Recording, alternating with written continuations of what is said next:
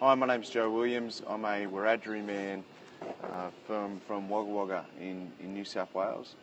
Born in Cowra though, and raised and lived in Cowra till I was 10 years old, and then moved across to Wagga.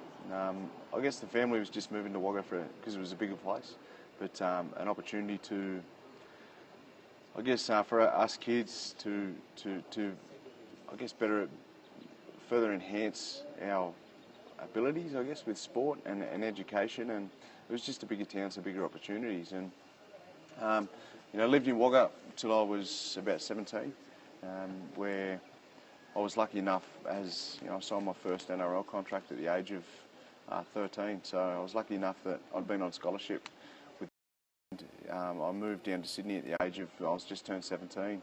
Left home and packed up to go to the big smoke to chase my dreams as a rugby league player. With some hurdles of ups and downs throughout that time, and I was lucky enough to play in the NRL. I debuted with the South Sydney Rabbitohs. A lot of Aboriginal and Torres Strait Island people love the Rabbitohs. I guess it's being based in Redfern, it's a fantastic base for Aboriginal people, and everybody around loves their second team's the Rabbitohs anyway. So. Lived there for about 10 years, lived in Sydney, and played and was in the NRL system for a long time, but I only played, I guess, 4 or 5 seasons in the top grade. I played about 49 first grade games, 50 first grade games in the NRL, and throughout that time, through early stages, I battled fairly severely with what I've come to now learn that it was with mental illness problems. I was later since diagnosed with fairly severe depression and bipolar.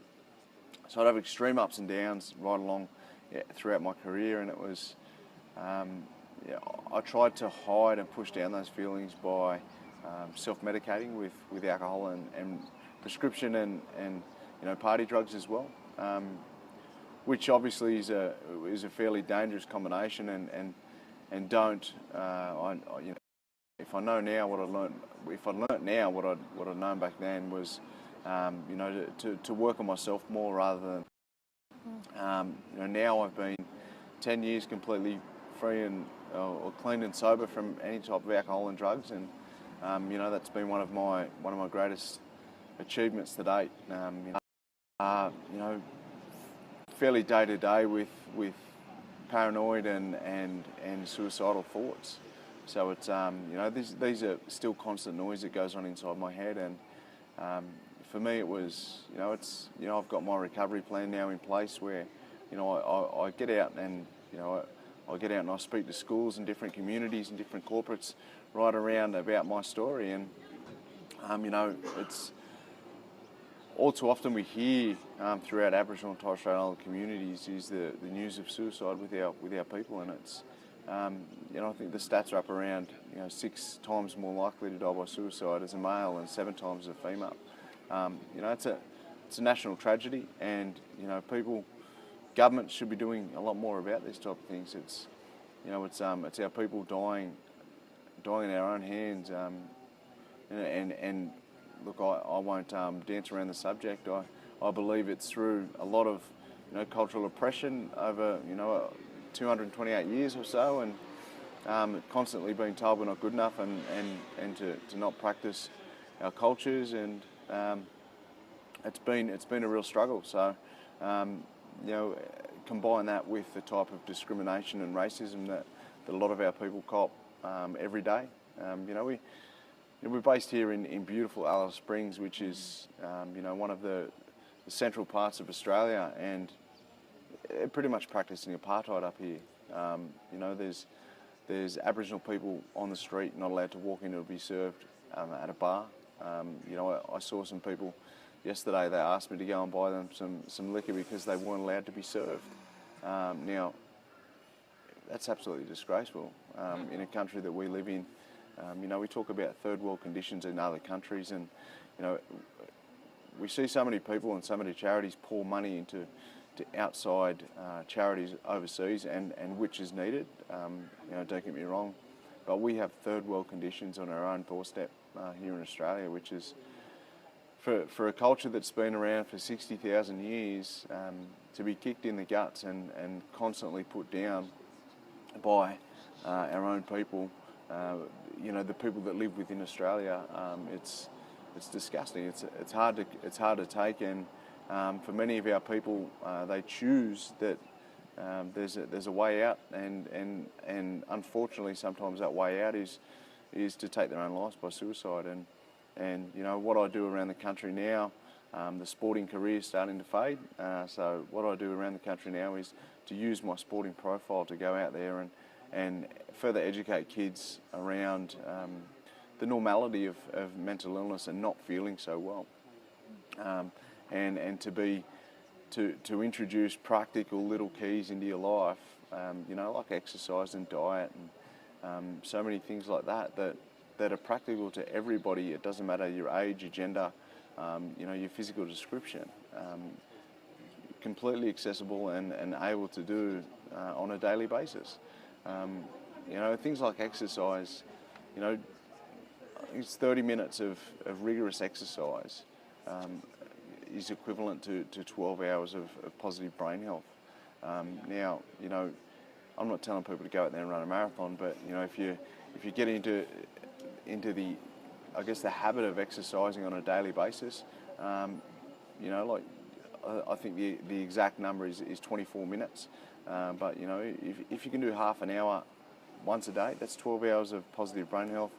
You do it twice a day, that's 24 hours of positive brain health. It's going to put you in a much better position to be a better person, a much better position to feel better, and a much better person to have a positive influence on other people as well. So, for me, I'm lucky enough to be able to, with my charity, which is, I'm an ambassador for Suicide Prevention Australia.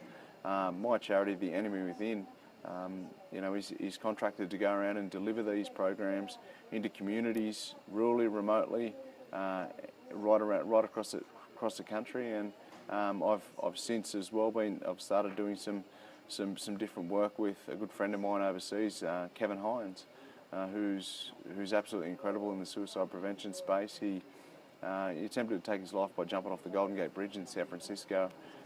He's only one of, say, 34 people to survive that, and one of only 4 people to be physically, fully 100% able. So he's an incredible man. I'm learning plenty off him, and so I get to come back here and into Australia and further reach out and help different communities everywhere I go. It's so beautiful being up here in Alice Springs with all of our people. A lot of people may see suicide prevention as a somber type topic to talk about, but we see the strength, and we hear about the strength in communities that our people are doing for our own, which is absolutely fantastic. And it gives hope and brings hope to each and every person that we can reduce our suicide rates, right across the country. So being here, in Arrowdale country, it's a beautiful, facility. It's we can't see the backdrop at the moment because of the background I've got here, but it's nothing but red dirt and clear blue skies. It's absolutely amazing. So looking forward to getting out and interacting with some fantastic people, and listening to the keynote speakers as well has been, so empowering for me as an individual person, but for every person in the room as well. Is based around racial equality and inequality, and how Aboriginal and Torres Strait Islander people are treated in everyday circumstance. And if you're not aware of this, then an Aboriginal person can point you out to it.